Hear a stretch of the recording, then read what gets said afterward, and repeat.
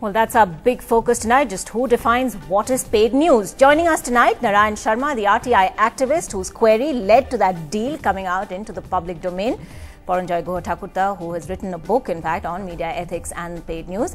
Madhu Trehan, journalist, media watcher, editor of News Laundry, the web portal that keeps an eagle eye on all of us. And N.K. Singh of the Broadcast Editors Guild.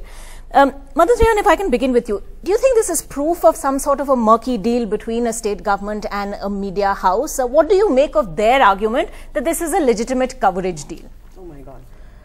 First of all, you start with your correspondent says, how do we define what is paid news? You've already pushed it into a morally grey area, which is the worst thing to do. It's black and white. If you pay for any kind of coverage, whether it's in print or television, that is paid news. And because the moral fiber of our country, from leadership down, has become what it is, immorality is no longer immorality, it's the new normal. And that is what is frightening, that the kind of justification that one reads, that the channels that were exposed, where he says, the Z24 editor says that it's wrong to call this arrangement paid news, it's mere selling of slots. If you're selling a space to give the kind of information that somebody else wants you to show them in a positive light, that is paid news. There's no argument in that. Now, the fact is that this expose is not new. Paranjoy has done, you worked 6 months for free, unpaid, for the press council, where he really exposed all the paid news that is happening. What happened to that? That the press council members buried the report. The fact is that it got leaked. That was a good thing, that his work didn't go waste. But what was the impact? It's gotten worse and worse and worse. So what I'm asking you, don't ask the question, is it paid news? It is paid news.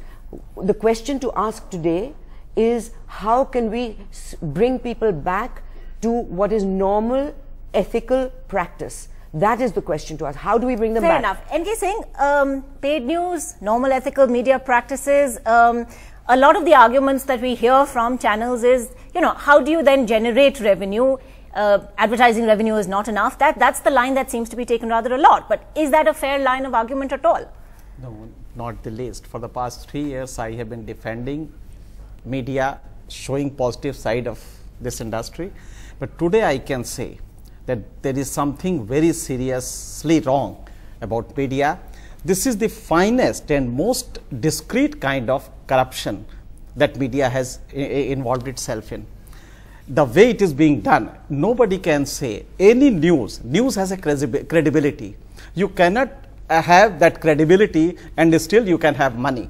So money cannot go with credibility. So the moment you do, first thing you should have done, this is advertisement. ADVT must have been mentioned there. But do you believe that it's all right to carry a paid story as long as you disclose it? No, it isn't. Why? Why can't you put it as a clear ad? You're basically deciding that we're going to fool the people by putting a tiny little thing like advertorial or impact feature and write it like editorial copy and fool people into thinking who will possibly, they're banking on the fact that they will miss that little advertorial. Now, one thing, like the question that you asked him, and I love the word you've coined, pedia, for paid media.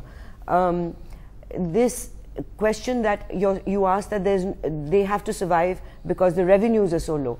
That is like asking that if I can't sell my milk, if Amul can't sell milk, then let's adulterate it because then we can break even and make money. You can't. There are certain professions like medicine, the legal profession, lawyers, they're a service to the people. It's good if you do make money, but the primary goal is your public service. If you forget that and you start diluting the milk, adulterating the news and saying that it's okay, this whole grey area is so troubling. Even our constitution doesn't permit it. Article 19 1A, under which we have got this greatest freedom of expression.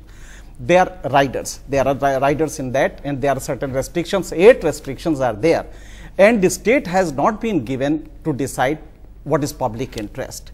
But conversely, when it is 19(1)(g), where you have a right to profession, you practice any profession that you choose, there the public interest is decided by the state. Means that if you are going by balance sheet, you forfeit the right to have freedom of expression, because then you fall under 19(1)(g). Therefore, the moment anybody says that no, because it generates revenue and regional media is in a very bad shape, when you say this, it means that you have forfeited the right which you enjoy otherwise in freedom of expression.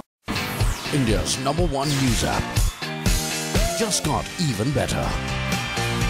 Download NDTV's new app.